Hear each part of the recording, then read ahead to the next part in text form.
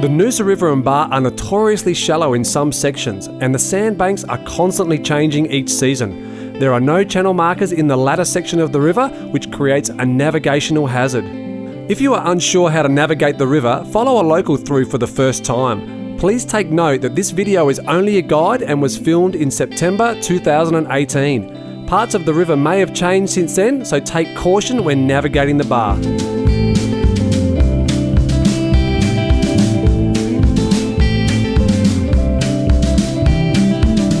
Okay, for those of you who are not familiar with the Noosa River, today we're going to do a bit of a commentary from boat ramp to bar, and I'm just going to explain a little bit about the channel markers and the things to look out for when you're going through this section of the river. It can get quite shallow in sections, so you need to be careful of the sandbars.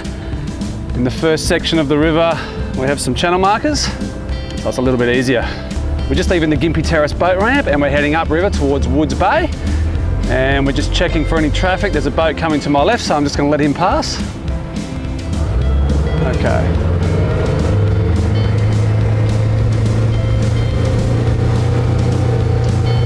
Okay, the first section of the river is pretty easy. We've got channel markers for the first kilometre or so. On my left hand side we've got the jet ski run. Follow the red channel markers on your right, and then we want to veer to the right a little bit here around this last red marker with the 20 knots sign on it. Make sure you're doing 20 knots, otherwise the Maritime Police can pick you up for speeding. And then we head in close to shore and go around the green marker. And we straighten up and head parallel with the foreshore. Got the Maritime Police there on our right, then the Munna Point Caravan Park, sticking parallel, and then we're heading straight towards the split in the channel, keeping the green markers on our left, the Coast Guard to the right, got a channel split to the right there. Now we're heading towards Woods Bay, pretty much head straight for the boats. Keeping the green markers on our left, but keeping a fair distance from them because the sand comes out a little bit from them. And then as we head towards this last green marker, we want to start to turn. There's often boats sitting in this channel fishing, so sometimes you need to slow right down. Once we get around this corner, we run parallel to the shoreline, probably 15 metres out. As we get around this next corner, we need to do a wide arc to avoid the sandbar. Now this is constantly changing, so we're October 2018 at the moment, and it'll probably be different by December or January, so I'm swinging out pretty wide here. I'm on an almost high tide at the moment, so you've got to be careful in the bottom 3 hours of the tide coming around this section.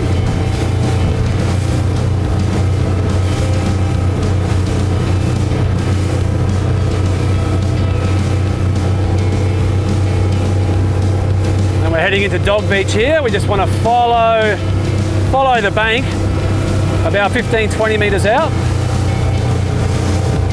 You'll see some yellow channel markers on our right hand side. We want to start to curve and just keep to the left of those. Heading towards the rock wall, we want to head straight to the point and then veer to the left.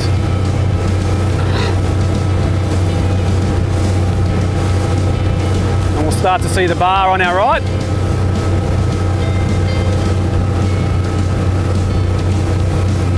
Pretty much want to head directly west towards North Shore.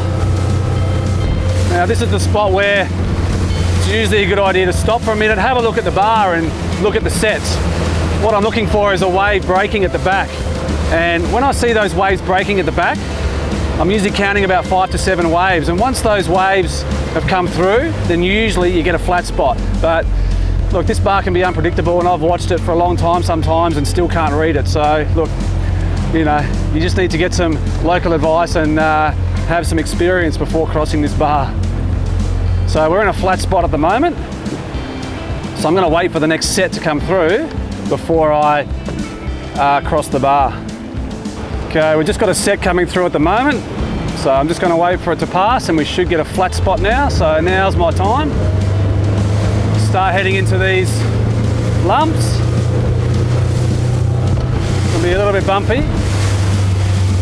Take a couple of these on to avoid the one at the back.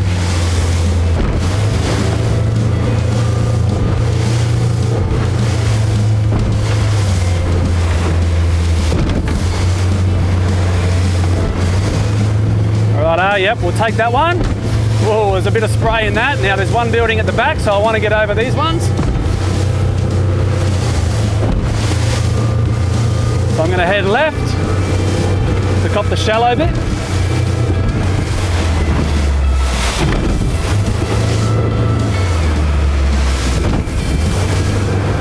And we're through. We copped a couple there. Imagine those with about 3 more feet on it, that can be quite dangerous. So coming back through the bar, I'm just going to sit on the back of a wave and cruise in. There's not too much swell today, so it's a fairly easy crossing.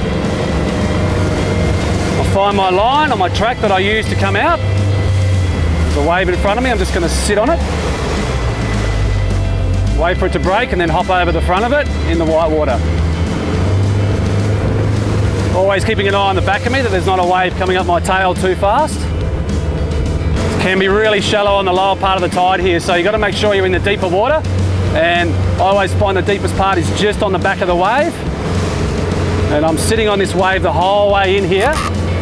As you can see there to my left, I'm just poking behind it. There's a set coming behind me,